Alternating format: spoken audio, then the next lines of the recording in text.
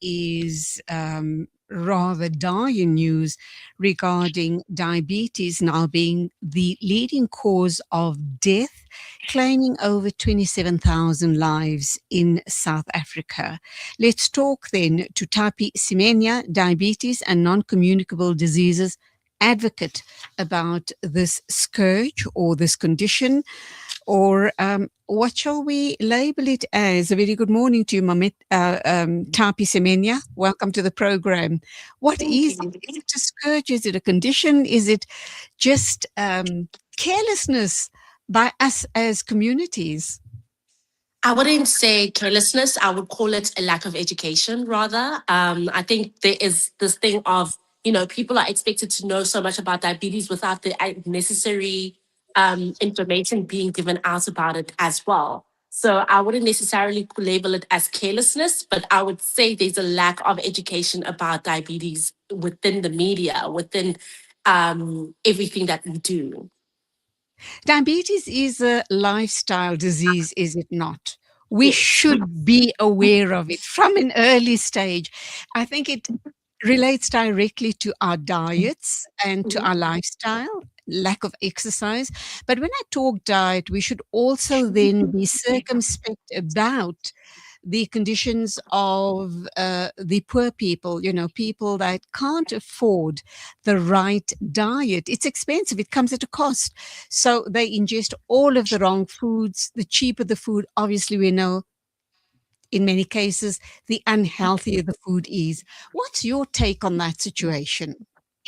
I think, as somebody living with diabetes, we always also fight this thing of, like as I come from a Black family, which is also then, we look at things like foods that we eat, the sand, the carbs and everything like that. And, when you look at it and you're like, okay, but like this doesn't accommodate what I eat on a daily basis. So where is the education in that, in accommodating what we as South Africans consider staple foods? And like, how can we create that balance where it's not a thing of, classifying it as bad foods, but how we can accommodate it in our daily lives? Okay, so then let's talk. Really, it's about diet and a healthy lifestyle, meaning exercise. But then also, let's understand, you keep saying that there isn't enough awareness of diabetes. We need to start talking about it at school level. What exactly is diabetes? So diabetes is it's a condition basically, right? And it is where your pancreas cannot basically create insulin. So there are different types of diabetes. Type 1 diabetes, you cannot create insulin whatsoever. And with type 2 diabetes, you can create some form of insulin, but it's not fully functional enough to keep you going. And so this affects things in how you break down foods at night and in general, like how you function as a whole. It affects things like, the carb intake that you take, your glucose levels, and things like that. And so breaking down is obviously having to do with things like insulin, the medication that you take, and your diet and what you eat, basically. Do you believe that, and I mean, I see this around me all the time in the communities that I live as well and socialize in, our children, our school going children, don't have healthy enough diets. I mean, every week without fail, they're invited to a birthday party, a play date, etc. And the sugar that they consume and the carbs, it is frightening. When I was growing up, if you had a sweet treat once a week, you considered yourself very lucky. Our kids are consuming this on an ongoing basis. What about the tuck shops in the schools? Why are they promoting unhealthy foods by selling the foods in the school tuck shops? That is a very good observation as well, because I also wondered when I was growing up as to why our schools weren't like accommodating like people living with diabetes and like, people who had certain health conditions as well. But I can see that it's just becoming a trend. And even like in our daily lives, like I, for instance, live in Cape Town, and the thing is, the go to thing is like matcha. And, I've been watching a whole lot of videos where a lot of people are talking about how diabetes is on the come up because of things like matcha having syrup, you know. So it seems as though we are promoting more and more of foods that are just not healthy, but are disguised as healthy foods so that we can consume more of them on a daily basis. But to be honest, I think there's just so much education that needs to go into what we eat, and like things like what we are doing to our bodies, especially like for the young kids.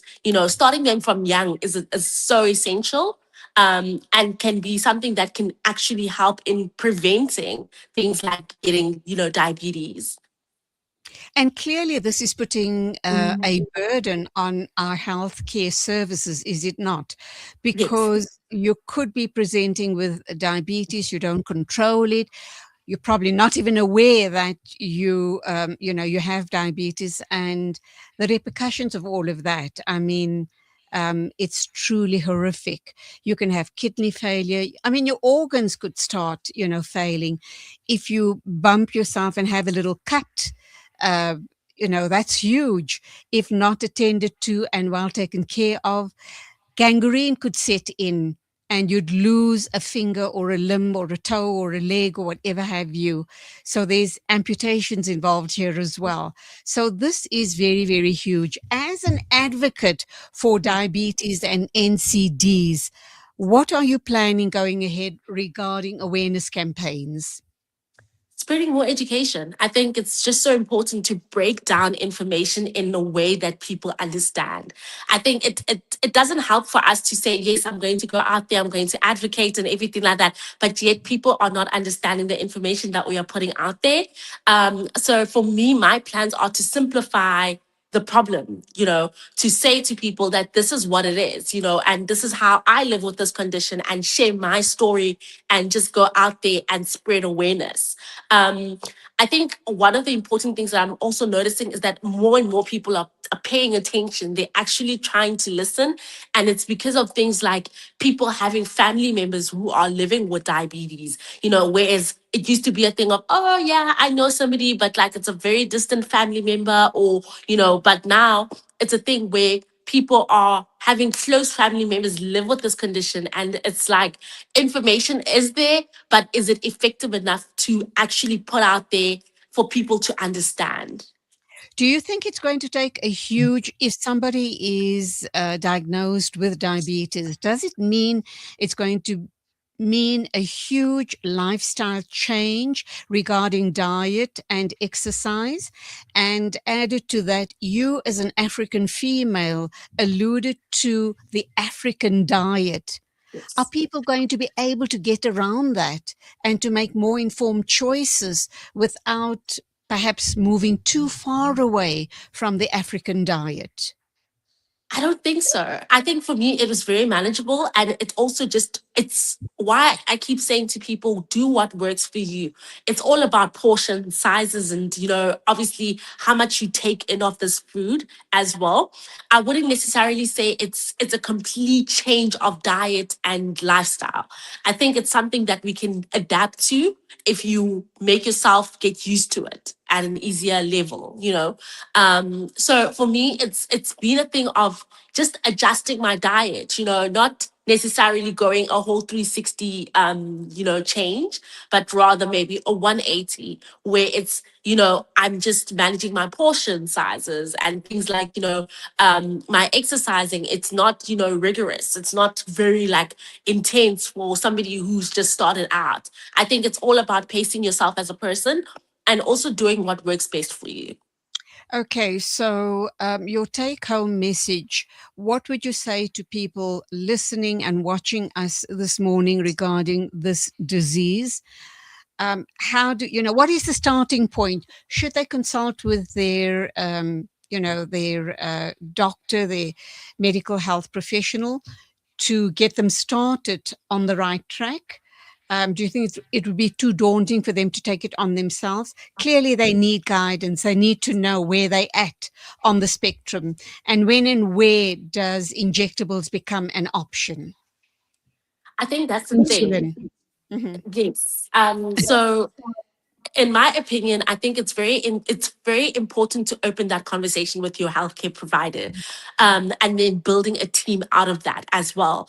I think even as somebody living with diabetes, it has been a thing of, you get there and you are thrown with a multiple information, like a lot of information, and it suddenly becomes information overload.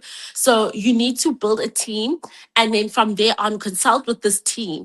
And it needs to be a team in which you are comfortable with as well. And then from there on, also doing your own research. It's so important because not everything that is out there doctors know about. But if you are also to be well informed, to walk into a session with your doctor and to say, this is what I'm experiencing, this is the research that I've done, and this is what I found out. Maybe can we do this in this way? Or maybe can we look into, now looking at things like Ozempic, people are much more informed about it. And people now walk into their sessions with their doctors, knowing what kind of information they would like from it, and just kind of wanting to know what type of information to take home from it as well.